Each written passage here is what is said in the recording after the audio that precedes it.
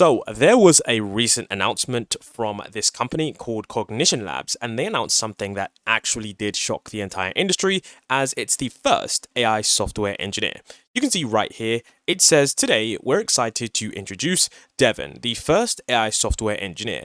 Devin is the new state-of-the-art on the SWE-Bench coding benchmark, has successfully passed practical engineering interviews from leading AI companies, and has even completed real jobs on Upwork. Devin is an autonomous agent that solves engineering tasks through the use of its own shell, code editor, and web browser.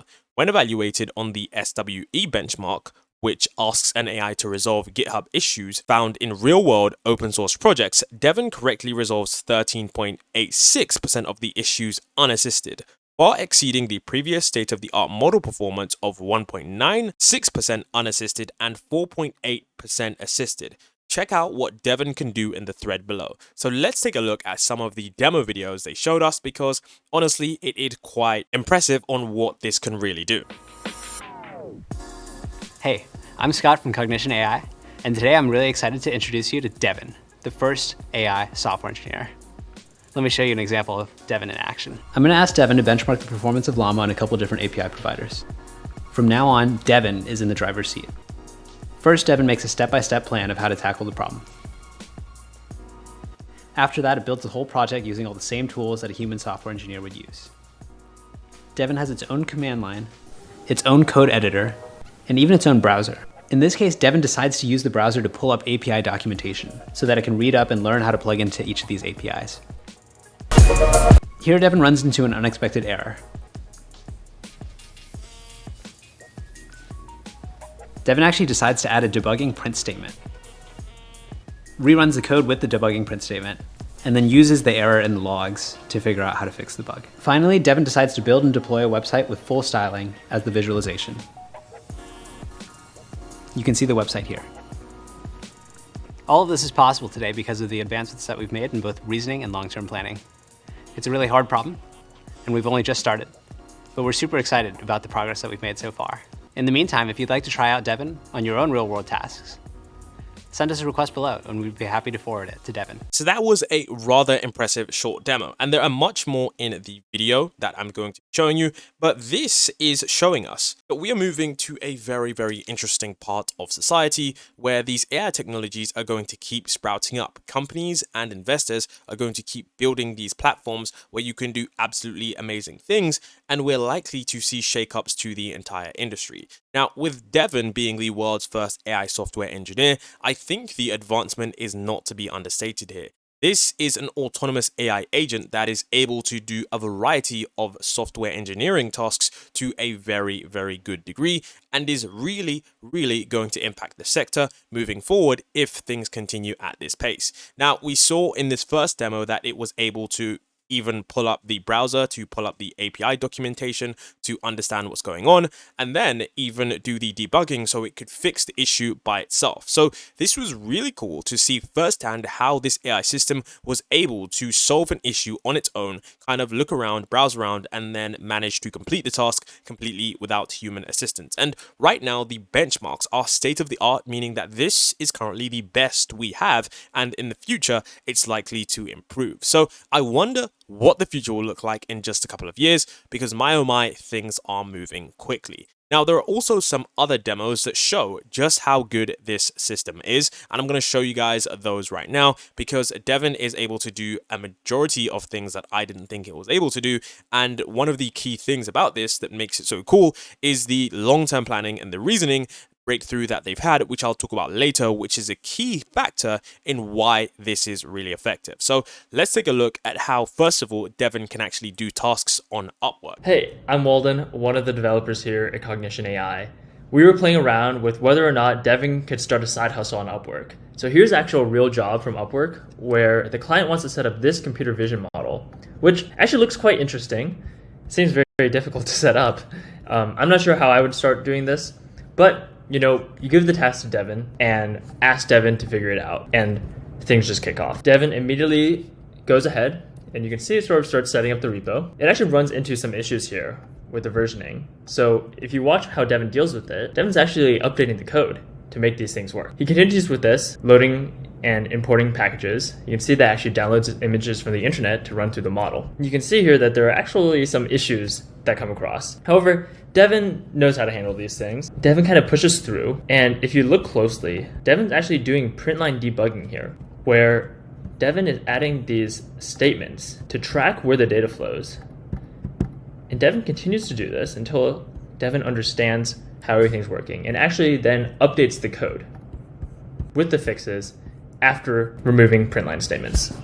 Devin continues this pattern of fixing code and running it again until it runs the image model across all of these roads across the world. We can ask for a report from Devin, at which point Devin sends over some sample images of roads with damage marked out and a nice TXT file explaining Devin's work and the different kinds of outputs of the model.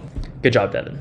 So you can see here that this was a quick demo on how it can do certain tasks on Upwork. And I think once again, the reason I stated that this is going to shake up the industry is because if it's able to do many different Upwork tasks, then that means that it could potentially shake up the gig economy by removing future jobs that many people used to do. So once again, this is something that is shaking up the entire industry in various different sectors. But one thing that I was really impressed with from this demo, you can see right here that it actually has a little planner. And then as this person is running the demo, you can see live what this AI is planning to do. Now, one thing that is quite, I wouldn't say frightening, but rather intriguing was that many people did state that these AI systems wouldn't get long-term planning because it would be, I guess you could say, rather dangerous if the AI wanted to do something that we wouldn't be aware of. And I think right here in this example, of course, having long-term planning is vital to achieving any goal that humans usually do. And you can see right here, the plan is to clone the repository from the provided GitHub link,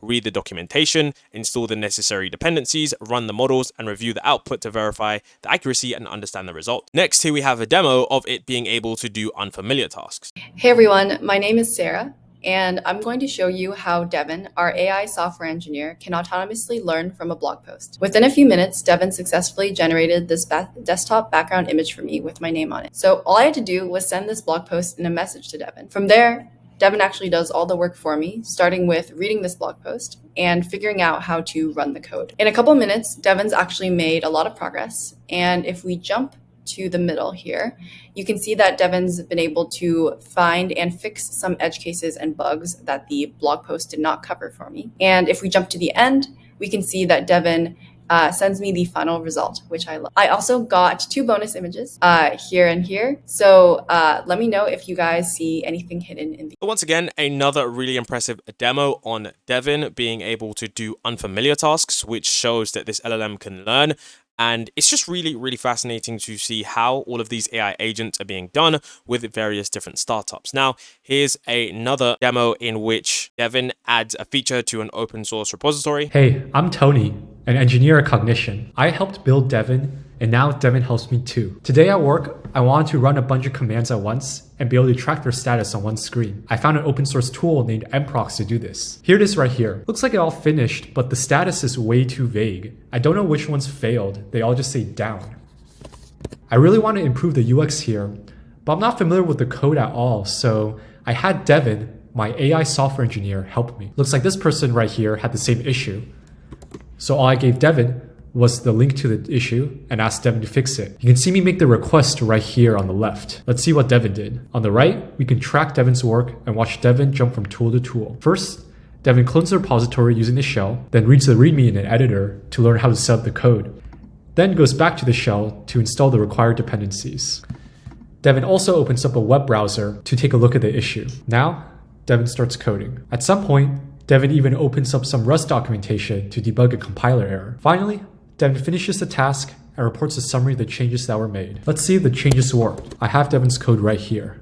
Looks like it worked. The third command succeeded. I can even see the status codes. Here's all the code that Devin wrote for this change. Thanks, Devin. We also have another really cool demo of Devin making the game of life by someone else that works at Cognition. Hi, I'm Adyan, and today I felt like playing the game of life. So I asked Devin to implement it for me. Devin started by creating a new React application using the shell, and then it started writing some code through its editor. After that, it deployed the app through Netlify. Let's check it out. That seems nice.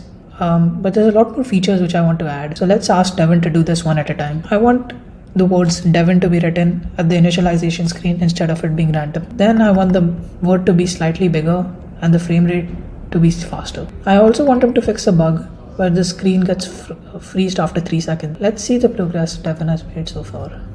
You can see the diff, and the last diff shows that Devin just fixed the bug where the screen gets frozen after 3 seconds. This seems reasonable to me, so let's move on. Next, I want Devin to increase the frame rate after 10 seconds and also to make the website responsive to different window sizes. I also wanted to make it interactive so that when I click my mouse somewhere, it should spawn a new block.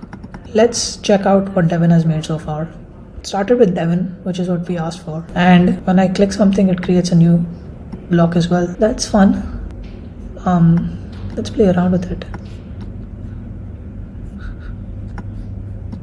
Well, that was my evening. There was also another really cool application where Devin was able to fine tune its own models, and I found this one to be really fascinating because when I read a recent research paper about LLMs being able to fine tune their own models, they actually weren't able to. So this is an iteration not on that, but I just find it funny how, you know, recent updates have shown that certain things can't be done, and then boom, out of nowhere, 2 days later, someone else makes it happen. Hey guys, today I'm going to show you an AI training an AI. So here we're going to take the QLoRa repo, which is a fine-tuning method for quantizing large language models. We're going to feed this repo to our agent, Devin, and all we have to ask Devin is to fine-tune a 7B llama model. Devin clones the repo, figures out how to run it using the README, sets up all of the requirements using pip, looks through all the scripts, and is able to start running the training job. There are a few hiccups where Devin runs into some CUDA issues, which is to be expected with open source repos, but it's not a problem. Devin looks at the NVIDIA environment and figures out how to reinstall the packages to make it work. After a few more runs, figure out the correct model names, Devin successfully gets the training run working. Here we see training proceeding smoothly, loss is going down, and after a few steps, looks pretty good. I tell Devin to wait as the training job runs. After about an hour, I come back, ask Devin, hey, how's the training going? Devin helps me look. A few hundred steps are done now, and everything is still proceeding smoothly. Looks great. Thanks, Devin, for helping me set up my training run. See, I think this is a rather fascinating thing that an AI system is able to train its own models. I mean, the implications here are staggering. There's a tons of different applications, but there is one more thing that I want to show you guys from the Cognition team, and then I want to get into some of the really cool details, like the inner workings behind Devin, to give you guys a quicker update. Hey, I'm Andrew, an engineer at Cognition. And I wanted to share a pretty amazing experience I had with Devin. So I maintain this big open source repository, which contains a lot of different algorithms used for competitive programming.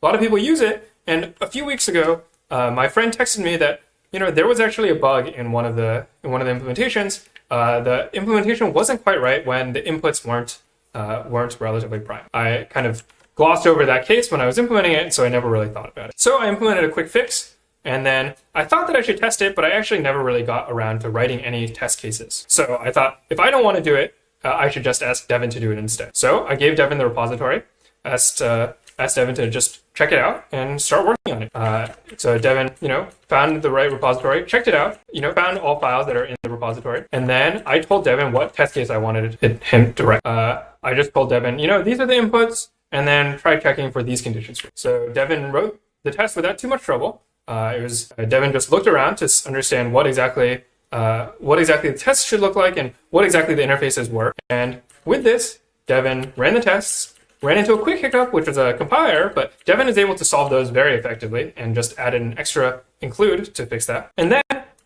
was done running this initial test. So then I asked Devin to actually expand the test a little bit. Instead of just testing this one input, I wanted Devin to test it on all inputs. So kind of the brute force testing strategy. I use this a lot in my tests, and I just wanted Devin to implement it so that I didn't have to worry about it. So Devin went and rewrote the test function to use 4 nested for loops. But this time, after Devin ran the tests, Devin actually found a test failure. If the code were correct, there could be compilers in the test, but the tests seemed really pretty reasonable, so there probably shouldn't be a failure.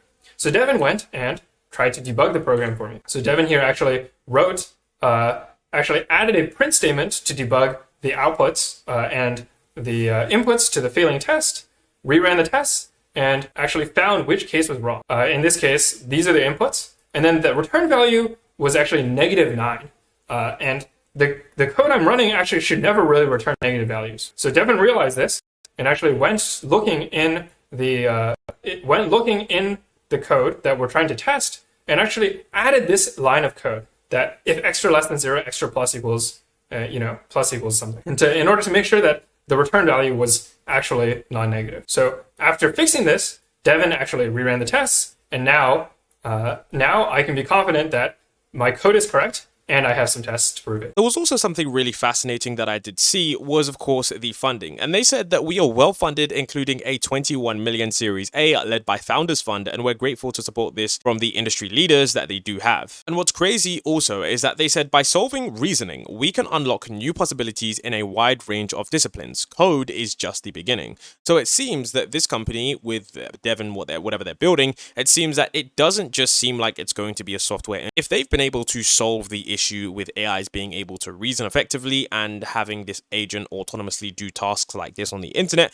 I think they can definitely gain a huge market share for the autonomous agent sector, which is going to be booming in the years 2024 and beyond. So I think that this company is very, very well poised to take a decent sized market share, because there aren't really any other tools that we've seen demoed like this that are going to be that well. Now, in addition, we can also see the SWE Benchmark, and they talked about how it achieved very, very good results, being the state-of-the-art model. And of course, they said that the performance of Devon on the SWE Benchmark is essentially impressive, especially when you consider it to the previous state-of-the-art models. Achieving a 13.86% resolution for real-world GitHub issues in open source projects is actually a pretty notable accomplishment, considering the complexity and variety of problems that can occur in such projects. Now, what actually stands out with Devon is that it significantly performs the previous models, and even when those models were given additional information, such as the exact files to edit, and this actually suggests that Devon has a more robust understanding of code and the context in which it operates, which allows it to autonomously navigate and fix issues within a code base without explicit directions. Now, moreover, there was something really cool. Devon's ability to perform unassisted is a key differentiator. Being evaluated on a random 25% subset of the dataset indicates that the AI's performance is not tailored to specific types of problems, but rather generally applicable, which is a desirable trait for an autonomous AI system meant for real-world application. So what they also did state that was rather fascinating too was that they are going to have a technical report which will provide greater insight into the methods and technologies that enable Devon's advanced capabilities, and it's likely going to be eagerly anticipated by the AI community and the software development. And these results will be a signal of how increasingly valuable AI is going to come in terms of the software engineering community. Now, one thing that they also do talk about was the secret technique. So it states here exactly how Cognition AI made this breakthrough, and in such a short time is something short of a mystery, at least to outsiders. Wu declines to say much about the technology's underpinnings other than that his team found unique ways to combine large language models such as OpenAI's GPT-4 with the reinforcement learning techniques. It's obviously something that people in this space have thought about for a long time, he says. It's very dependent on the models and the approach and getting things to align just right. And it seems that they made significant strides in this particular thing by combining some of the best techniques that we know in AI. Now, of course, they're hinting at a proprietary blend of technologies or methodologies that they've pioneered, which could be the core of their breakthrough. And the specific details of how these technologies are integrated and leveraged to achieve such breakthroughs are kept under wraps, adding an element of mystery and, of course, protecting trade secrets. Now, reinforcement learning is a powerful method in AI where algorithms learn to make decisions by receiving rewards or penalties for the actions they take, rather like training a pet. And when combined with large language models like GPT-4, which already have strong understanding of human language, the potential is there to create an AI that can improve itself through iterative processes, potentially at a rate and efficiency that is unprecedented. Now, the approach of aligning the models and getting things to align just right actually suggests a delicate balance and a fine-tuning process that could have taken substantial time and experimentation to perfect. It's actually quite a tantalizing peek into the kind of advanced AI development happening within Cognition AI, possibly heralding a new era of software engineering tools that could actually revolutionize the industry. Now, Andrej Karpathy actually does talk about this, and his tweet outlines an intriguing parallel between the evolution of autonomous driving and the automation of software engineering. It's a compelling analogy that tracks the incremental steps of AI's increasing involvement and sophistication in task completion. His progression for software engineering automation with AI begins with basic assistance and moves towards more complex and integrated functions. And this trajectory indicates a future where AI handles more of the day-to-day coding tasks, enabling developers to focus on higher level design and problem solving. And Devin actually represents a leap in this evolution, coordinating multiple development tools and acting with more autonomy. This actually does suggest that human oversight will shift to a higher abstraction level, and that is particularly interesting. It implies that the future of software engineers may operate more like managers or architects, guiding the AI strategy rather than writing every line of code. And Karpathy also touches on the essential aspect of AI integration into software engineering, which is the user interface design. The interaction between humans and AI must be seamless and intuitive, allowing for developers to efficiently guide and correct the AI. It's not just about making the AI smarter, it's about designing environments where AI and humans work together effectively. And his closing remarks also underscore the significant changes ahead for the field of software engineering. As AI tools like Devin become more capable, the role of a software engineer will likely transform, emphasizing supervision and high-level conceptual work over traditional coding. It's actually an exciting prospect and one that carries a promise of increased productivity and the potential to tackle more complex problems than ever before. Overall, what we've seen here today was the very first in possibly a long line of autonomous AI agent software developers, but this is the first and very likely won't be the last. We know that many other companies are working on this and they've all had very similar break. It will be interesting to see what other companies come to market with their products now that Cognition have come out with Devin, and it seems like they are leading the race in terms of what we are expecting when we look at autonomous AI agents, especially in the coding space. So with that being said, what do you think the future of this is? Are you excited, or are you someone who is a little bit more on the pessimistic side of what's to come? Either way, your thoughts and opinions are appreciated. And if you did find value in the video, do not forget to leave a comment down below. Subscribe for future updates.